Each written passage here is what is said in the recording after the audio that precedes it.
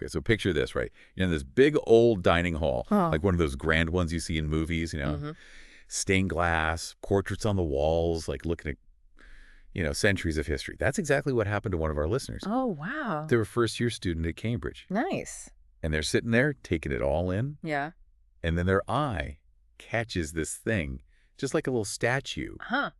of a rooster. A rooster. Turns out, this little rooster, like completely unassuming, Yeah. has a story that just explodes outward. Oh. It goes to like a lost kingdom, colonial greed, all this stuff. That's incredible. Like, it's amazing how one little thing can, like, unpack I know. so much history. So that's what we're going to do today. Deep dive. Yeah. The Cambridge Benin bronze, that's that rooster. We're going all the way back to the Benin Kingdom, all that, the British Empire, even what's happening now, with like giving stuff back. Repatriation. Yeah. It's a huge deal. Yeah.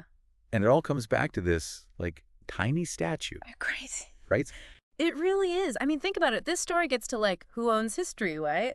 What happens when empires take stuff? And like, do we owe anything Yeah. to the people whose cultures got, taken? Yeah, exactly. It's a lot. Okay, so first we got to go back in time. Yeah. Like way back 1500s. Yeah. West Africa, imagine this, a kingdom, but not just any kingdom. This one's got it all. Yeah. Bustling trade, tech that was like ahead of its time, streetlights even. Wow. And get this, their walls, as big as the Great Wall of China.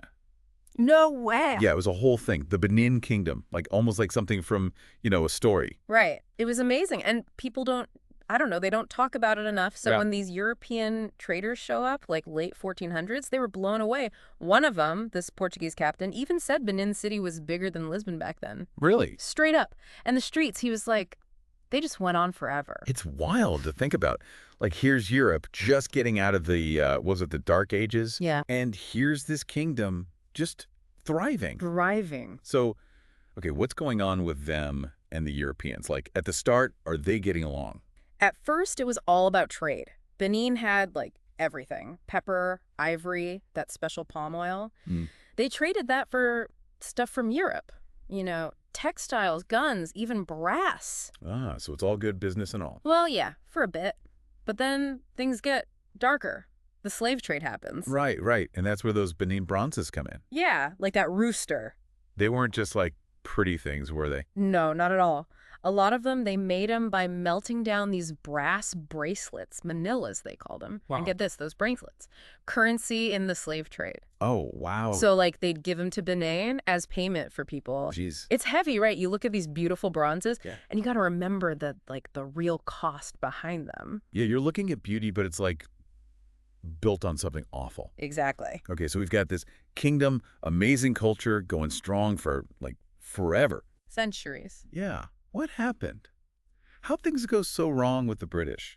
Well, it's the late 1800s. Britain wants resources, bad, rubber especially, and to them, the Benin Kingdom. Just in the way, So they decided to just, like, take over. pretty much, they figured to get the resources, they had to control Benin. Okay. And that's where this guy, James Phillips, comes in. He's a British official, wanted to be tough, He thought to get control, they had to get rid of the Oba. That's their king, right? Yeah, the Benin king. Phillips, he was, some would say reckless.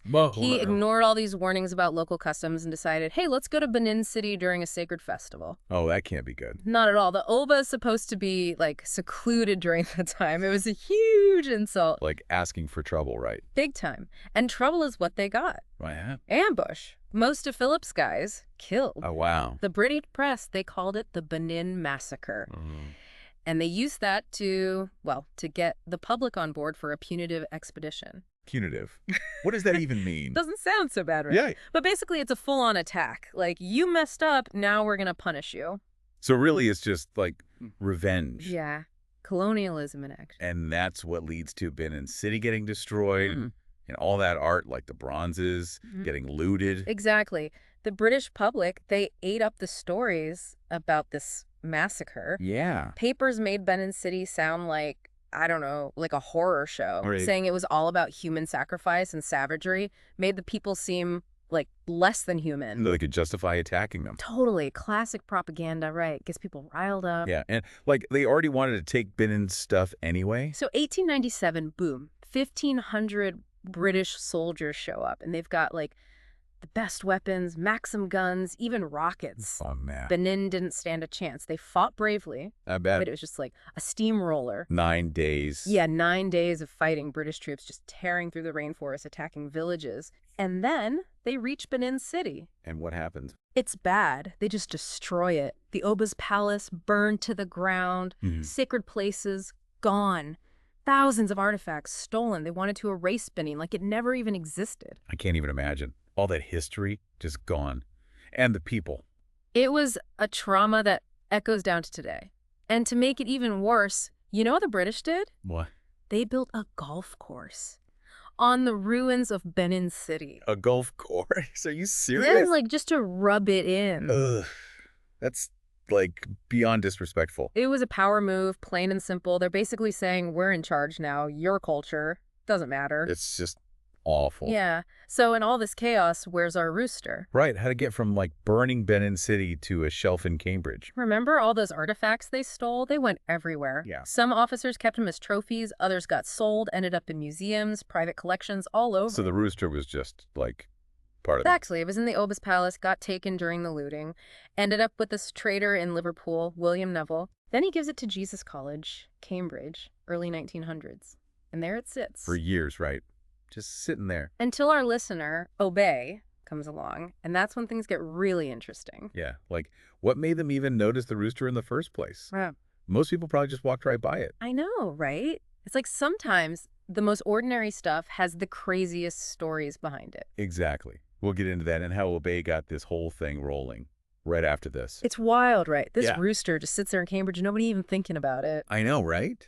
Like, how many people walked past that thing every day and had no idea? Exactly. But then Obey comes along. What caught their eye about it? Well, it's kind of cool, actually. Obey was learning about, like, colonialism in one of their classes, and they were reading about the Benin bronzes, like, as part of that. Okay. And I guess it just, like, sparked something in them. Like they wanted to know more? Yeah. Like, where did this stuff come from? What's the real story? So they start digging around, doing their own research. And then, bam, they realize that rooster in their dining hall, Oh, wow. that's one of the stolen bronzes. Can you imagine? It's like, whoa, this thing I see every day. Yeah. It's part of this, like, huge, terrible history. Yeah, it's like suddenly the whole world looks different, right? Totally. So what does Obey do? Do they just, like, keep it to themselves? Nope, not Obey. They felt like, okay, I gotta do something about this. Good for them. So they start talking to other students, telling them about the bronzes, about the rooster, like right there in their college. Yeah. And it caught on. Like people started paying attention. So it went from, like, one person's discovery to a whole movement. Exactly. It's amazing what one person can do, right? Totally. Okay, so what happens next? They get organized. They form this group all about getting the rooster back to Nigeria. Nice. Protests, letters to the college, the whole 9 yards. Even got the media talking about it. So they're putting pressure on Cambridge. Big time.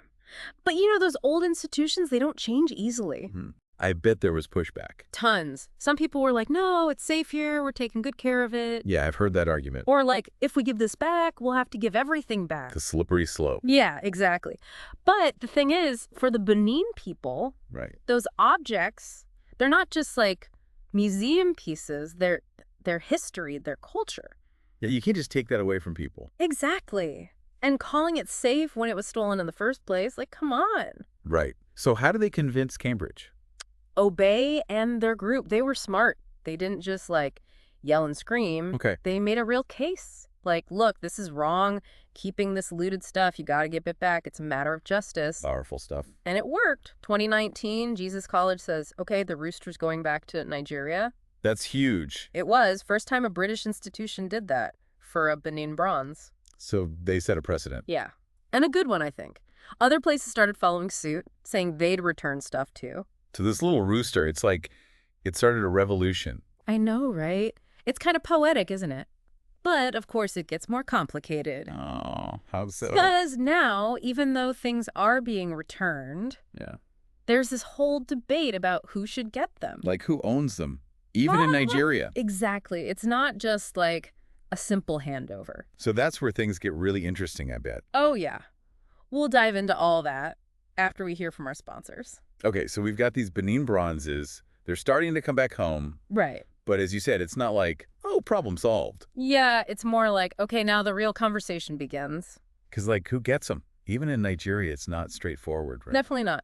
So on the one hand, you've got the Nigerian government. They're like, these are national treasures. They belong to all of Nigeria. Makes sense. And they're actually setting up this whole museum in Benin City, to house the bronzes. Oh, cool. So people can actually see them. Yeah, exactly. It's about, like, reclaiming their heritage, making sure everyone in Nigeria can experience it. Yeah, I dig that. Yeah. But I bet other folks are like, hold on, we have a claim too. Oh, absolutely.